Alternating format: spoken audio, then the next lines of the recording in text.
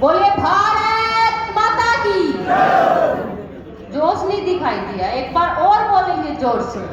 हमें तो क्योंकि हम खिलाड़ी रहे तो इसलिए हमें पता है कि अगर रात को 12 बजे भी कोई भारत माता की जय के नारा लगाते हैं तो हम नींद में भी भारत माता का जयकारा इतना जोर से लगाते हैं कि पूरे भारतवर्ष में वो भारत माता का जयकारा गूंजना चाहिए।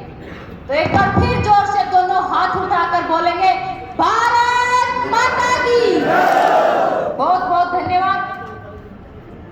सबसे पहले मैं भारतीय जनता पार्टी के हमारे आदरणीय प्रधानमंत्री जी के द्वारा भारतीय जनता पार्टी के प्रत्याशी के तौर पर मेरे बड़े भाई और हमारे साथी खिलाड़ी को आपके बीच में प्रत्याशी बनाकर भेजा है। ऐसे प्रत्याशी हमारे देवेंद्र झांझड़िया जी के समर्थन के लिए और उनको जिताने के लिए है। आपकी बेटी को, आपकी भांजी को यहाँ पे भेजा, ये आपको बता दें। सम्मानित मंच पर बहुत ही आदर व सम्मान के योग हमारे बीच में संजीव बेनीवाल जी जो आपके लोकप्रिय विधायक हैं, साथ में श्री बसंत जी शर्मा यहाँ के जिला चूरू के जिला के अध्यक्ष हैं, श्री गोपाल बालन जी युवा मोर्चा के भारतीय जनता पार्टी के जिला के अध्यक्ष, राकेश शर्मा जी लोकसभा संयोजक युवा मोर्चा, श्री संदीप साई लोकसभा सह संयोजक, दिलावर वर्मा जी विधानसभा संयोजक युवा मोर्चा भादरा से, सभी मंडल अध्यक्ष विधानसभा भादरा के एंड सभी श्री मोंगीलाल गोयल जी, सुशील जोशी जी जिला अध्यक्ष युवा मोर्चा से, संदीप डूडी जी, दयानंद बरवाल जी, सम्मानित मंच और मेरे सामने बैठे सभी पिता तुल्य बुजुर्गों को और मेरी बहनों को, सभी भाइयों को मेरी राम राम। आज गोगा मेले की इस पावन धरा को अपना भाषण शुरू करने से पहले नमन करना चाहूंगी। इस पावन धरा को नमन करती हूँ और अभिनंदन करती हूँ कि इतनी भारी संख्या में आप लोग यहाँ पे पहुंचे हैं, उसके लिए मैं तहे दिल से आभार प्रकट करती हूँ।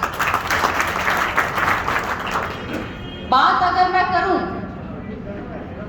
कि भादरा के अंदर जितना मुझे पता चला है कि आप सब लोगों को पता होगा कि आदरणीय प्रधानमंत्री नरेंद्र मोदी जी के नेतृत्व में हमारी सरकार ने जो प्रधानमंत्री फसल बीमा योजना चलाई थी, और मैं मानती हूं कि भादरा उसके अंदर सौभाग्यशाली है कि पूरे भारतवर्ष के अंदर अगर सबसे ज्यादा बीमा अगर प्रधानमंत्री फसल योजना का अगर मिलता है तो भादरा को पूरे भारत में नंबर 1 पे मिलता है। बात अगर मैं नहरों के पानी की करूं तो मुझे पता है, क्योंकि मैं विधानसभा इलेक्शन में भी आई थी और मुझे पता चला था कि यहाँ पर नहरें तो बनी हुई हैं लेकिन वो नहरें खाली की खाली रहती हैं, उनमें पानी नहीं आता है। लेकिन आज हम गर्व के साथ कह सकते हैं कि हमारी विधानसभा में जब सरकार बनी उसी दिन से ही हमारे मुख्यमंत्री भजनलाल शर्मा जी ने आपके यहाँ पर नहरों के अंदर भी पानी पहुंचाया। मैं आप लोगों से पूछना चाहती हूँ, ये परिवर्तन आप लोगों ने देखा है कि नहीं देखा है? मैं तो हरियाणा से आई हूँ, आप तो यहाँ के लोग हैं और आप लोगों ने महसूस नहीं किया होगा, बल्कि दिल के साथ मैं गारंटी से कहती हूँ कि आप इस चीज पे विश्वास करते हैं कि हमारी सरकार बनते ही आपके नहरों में पानी पहुंचा है।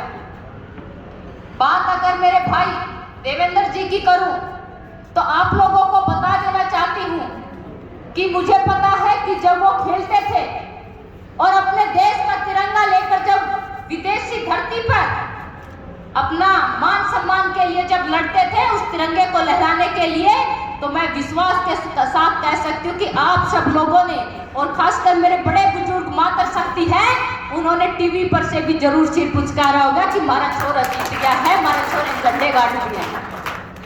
पुचकारा थे, कौन पुचकारा? पुचकारा है। तो आज वो दिन है कि आज वही सिर पुचकारने का टाइम आ गया है। अपना एक एक मतदान जो है हमारे बड़े भाई देवेंद्र जी के लिए कमल के फूल पर आप दबाकर उनको आशीर्वाद दीजिए, क्योंकि आदरणीय प्रधानमंत्री नरेंद्र मोदी जी ने आप लोगों के विश्वास पर, आप लोगों के बीच में, आपके बीच का प्रत्याशी बनाकर भेजा है।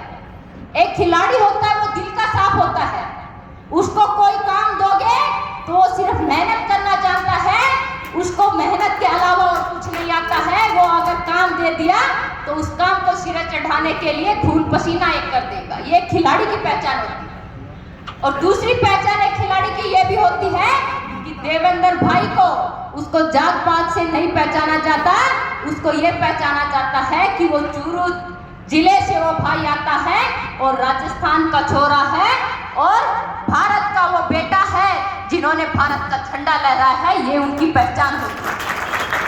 तो मैं आप लोगों से पूछना चाहती हूँ, क्या ऐसे भाई को आशीर्वाद दोगे कि नहीं दोगे? जिन्होंने आपके लिए तिरंगा झंडा लहरा के जो आए हैं, आपका मान सम्मान विदेशी धरती पर बढ़ा के आए हैं, क्या उसके मान सम्मान को आप ठेस पहुंचाओगे? मुझे विश्वास है यहाँ पर बैठे सभी अपने भाइयों से भी और बड़े बुजुर्गों से भी कि वो अपने बेटे के मान सम्मान को कहीं भी ठेस नहीं पहुंचने देंगे और पूरा मान सम्मान जो उन्होंने तिरंगा झंडा लहराया था उस समय दिया था, अब भी उतना ही मान सम्मान के साथ और कमल के फूल पर बटन दबाकर पेटी इतनी जोर से भर देना कि पता चले कि हाँ, चूरू के अंदर देवेंद्र भाई सबसे ज्यादा वोटों से।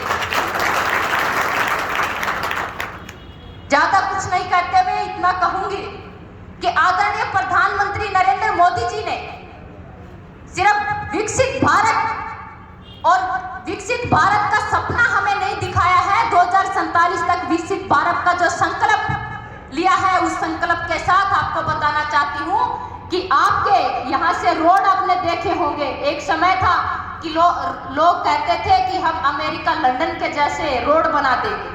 कहते थे कि नहीं कहते?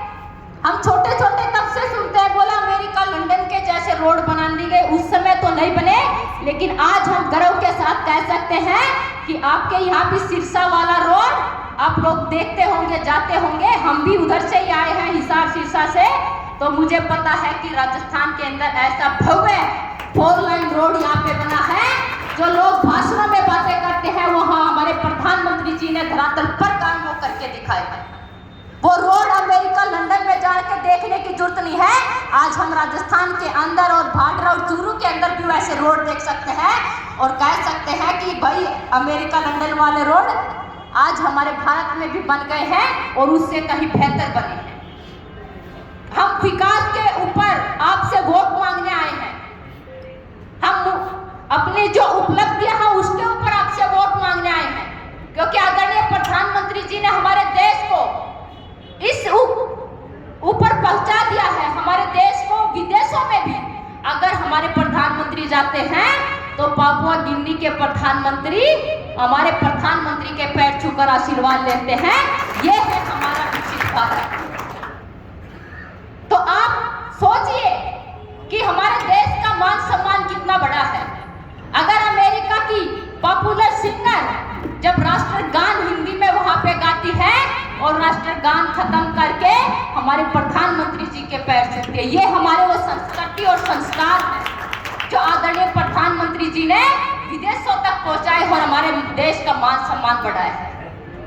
बात अगर मैं मातृ शक्ति की करूं तो आदरणीय प्रधानमंत्री नरेंद्र मोदी जी ने 3 तलाक बिल लाकर, क्योंकि कांग्रेस वालों ने हमेशा तुष्टीकरण की राजनीति की है, हमेशा वोटों के लिए उनके नाम से वोट लिए हैं, लेकिन उन मुस्लिम बहनों को भी अगर मान सम्मान दिया है, वोट बैंक की राजनीति के लिए नहीं, उन बहनों को मान सम्मान देने के लिए 3 तलाक बिल लेके आए कि उन माताओं बहनों को भी सम्मान मिलना चाहिए जो उस 3 तलाक कर करके उनको अपमानित किया जाता था और उसको घर से बाहर निकाल दिया जाता था।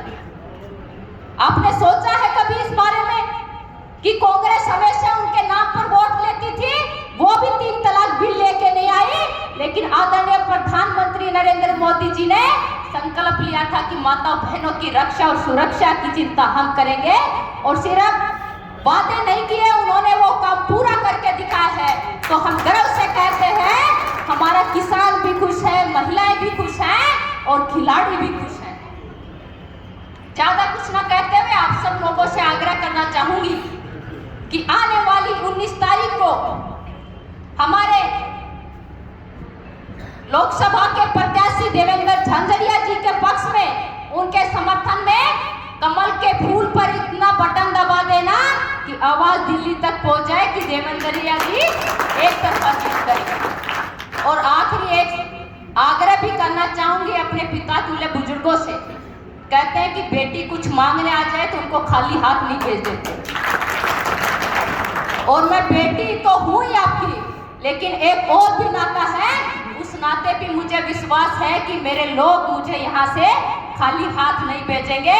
आपकी भांजी भी हूँ, तो मेरी माँ ने अपना संदेश भेजा है कि जा बेटी राजस्थान में जाकर अपने मामा और से नाना नानी और से मांग लेना, जो कुछ मांगेंगे वो किसी भी तरह से इनकार नहीं करेंगे। तो आपकी भांजी हाथ जोड़ के आप लोगों से आग्रह करना चाहेगी कि अपनी भांजी का इतना सम्मान रख देना कि देवेंद्र भाई को यहाँ से जिता के भेज देना।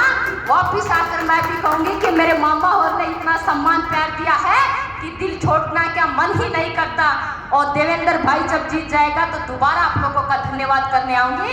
इन्हीं शब्दों के साथ बहुत बहुत धन्यवाद, बहुत बहुत आभार।